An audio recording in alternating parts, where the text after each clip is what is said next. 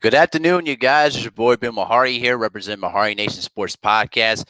Much love to the entire LDBC and the basketball community. I hope you guys are doing very well on your entire day.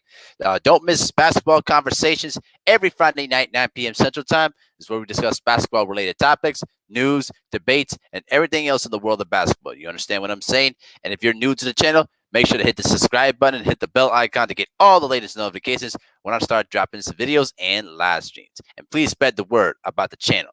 So, after I did a successful video about Artist Gilmore, I've decided to do another historical perspective video on one particular player that has now become a huge hero in the eyes of many. And that is Mr. Mahmoud Abdul-Rauf, formerly named as Chris Jackson. Now, I'm going to get into the political stuff in a little bit, okay?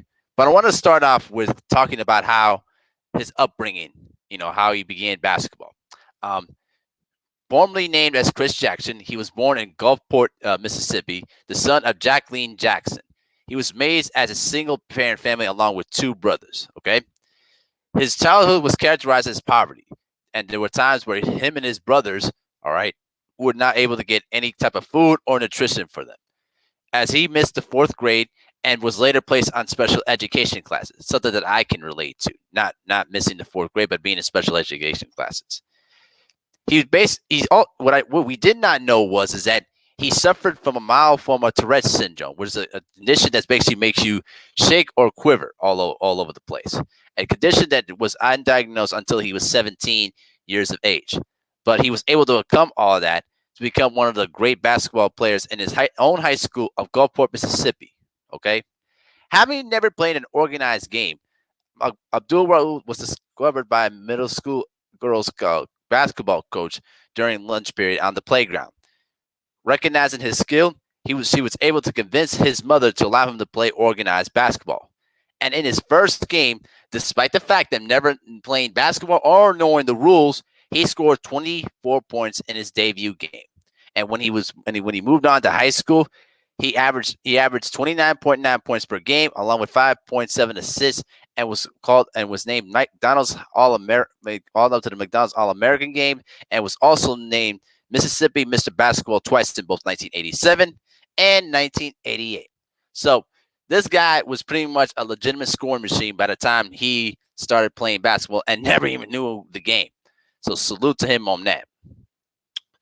When he went to college, he accepted a scholarship to the university, to the Louisiana State University.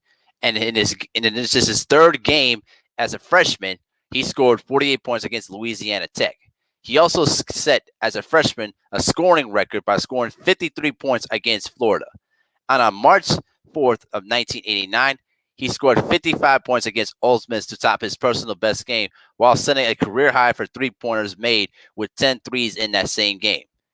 Ironically, in the same game, Ole Miss's Gerald Glass also scored 53, making their 108 points combined the most ever by two SEC players in one game.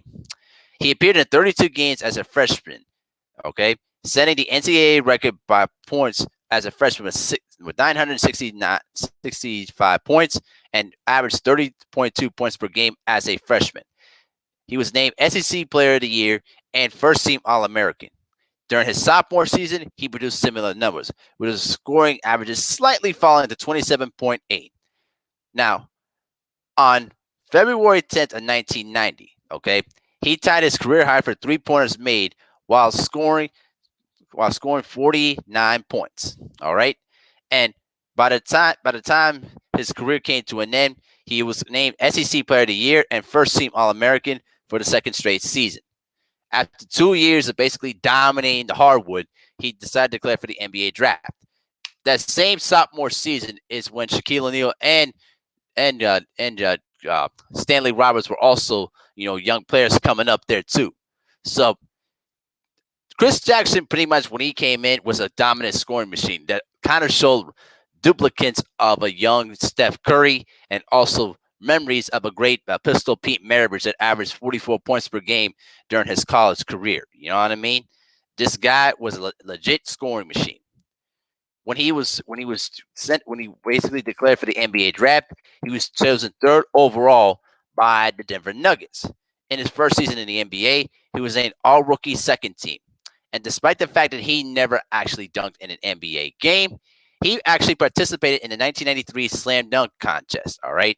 That basically Nuggets president and general manager at the time, Bernie Bickerstaff, sent a tape of Mahmoud Abdul-Rauf showcasing his dunking ability, all right? So for two seasons, at 93, 94, and 95, 96, he led the league in free throw percentage. His free throw percentage of 95.6% in the 93, 94 season is the third highest seasonal average in NBA history, behind Calvin Murphy at 95.8% in 1980-81 and Jose Calderon of 98% during the 08-09 season. All right? And the big thing that you also have to consider, though, too, that in 1991, too, okay, during his rookie year, okay, he began to learn Islam and converted himself to Sunni Islam, and then changed his name from Chris Jackson to Mahmoud Abdul-Rauf in 1993. Okay, and he also talked about, I think it was in one of his mini documentaries, how he felt like he was not being getting respect that he felt that he deserved. And there was one instance that Dan Essel decided to put his top scorer on the bench to apparently try to shake things up, and basically got a little discouraged about that too.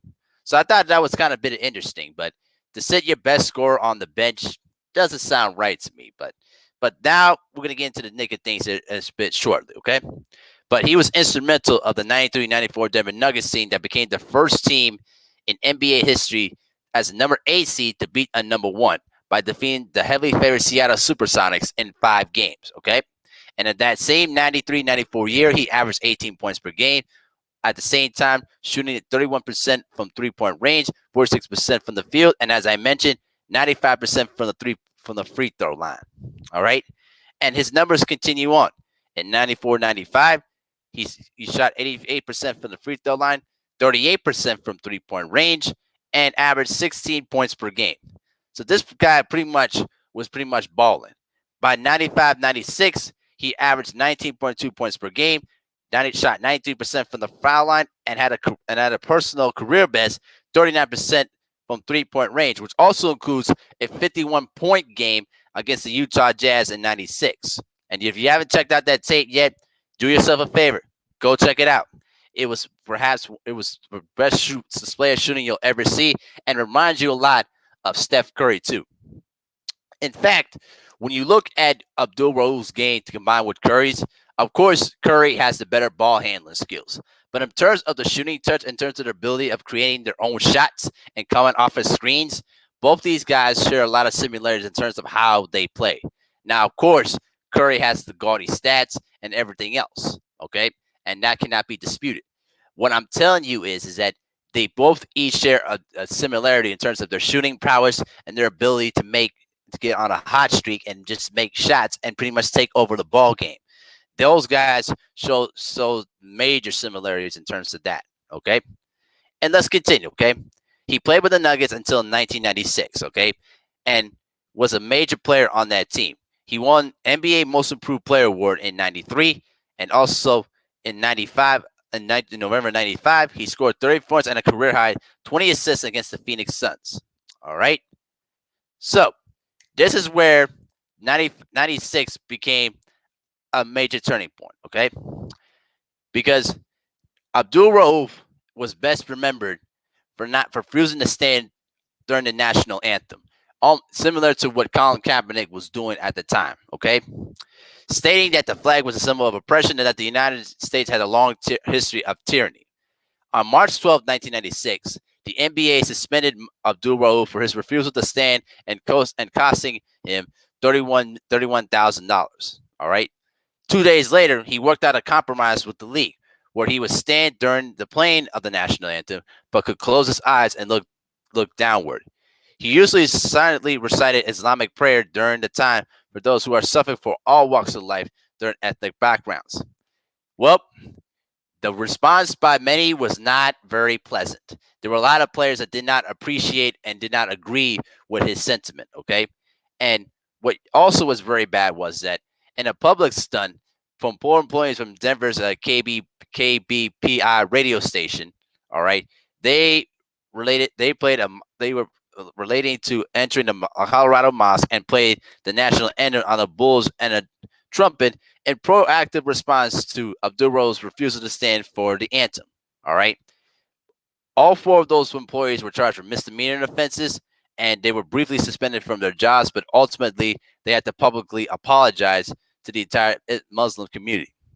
Unfortunately, that was the breaking point for Abdul-Rauf because he had also a contract with Nike, but unfortunately he lost his contract with Nike and ended up playing basketball with basically with the logo taped. Okay, so after playing at least 6 seasons with the Denver Nuggets, he was traded to the Sacramento Kings, where he played only 2 seasons there, and basically was bounced out of the NBA and ended up playing overseas. He did briefly return to the NBA for 41 games in the 2001 season with the Vancouver Grizzlies, but that was pretty much it for his basketball career. There was no doubt in my mind this guy was blackballed from the NBA because of what he did in '96. There's no disputing that, okay? And the reason why I'm doing this video is simply this, is because this man is one of the first few athletes to stand up on a big issue that has been going on here at this country. There's a reason why Colin Kaepernick decided to take a knee. There's a reason why LeBron James is using a social platform to discuss these issues, okay? He used this platform to discuss a major issue of racism and tyranny that's going on in this country, which is currently going on throughout the last week in Minneapolis, okay? And this man needs to be respected and needs to be honored for what he did because he sacrificed a long career in the NBA to voice an issue that is still going on even today, all right? And pretty much after his time, pretty much after his days in the NBA were over with, he continued to play overseas for almost a decade. But until he returned to the States, where he now currently plays in the Big Three League, all right, in the Ice Cube 3-on-3 league, playing for the Three-Headed Monsters. In 2008, he placed fifth in three-point percentage, hitting 45% of his three-point shots. So he proved at his late age of 51 that he can still hit three-point shots and still can hit shots at an efficient rate, all right? Because the guy was known for studying his shooting to a complete science. And the way that he can get his shots off, he had a really quick trigger. In fact, when I remembered playing with him on 2K14, I used him a lot. And he was the kind of guy that I always counted with Steph Curry because if Curry can get his shots up, he can too. You know what I mean? And I used to have shooting battles with Abdul-Rauf and Steph Curry as my top point guard. And let me tell you, when Abdul-Rauf got hot, he can literally lit the house on fire. You know what I'm saying? And he was really an image to what we see with Steph Curry, with Klay Thompson, with all the great shooters. Right? Now, unfortunately, he didn't have the complete stats that those players do have today. But I think it's worth noting that without his shooting prowess and his ability to make shots off of screens and creating his own shot and mastering the three-point shot and the mid-range game, I think that you would have not seen a lot of those in today's basketball. And more importantly, in the broad scheme of things, Mahmoud Abdul-Rauf was one of the first people, including Craig Hodges. We cannot forget Craig Hodges, okay, that used their platforms to discuss these kind of issues that's going on in the black community, something that it was completely foreign back in the 90s, all right? And this man needs to be revered even more now for what he decided to do back in the day, because everything that he did to risk his career to speak on this kind of issue, he was absolutely right on the money, and he basically was kicked out of the league for that reason too. The same with Craig Hodges, and the same for Colin Kaepernick too as well. So I wanted to give my thanks to Mahmoud Abdul-Rauf for what he did on and off the court, and he should be an icon for many people that study basketball. All right. So that's just basically my observation about Mahmoud Abdul-Rauf. But let me know what you guys think in the comment section.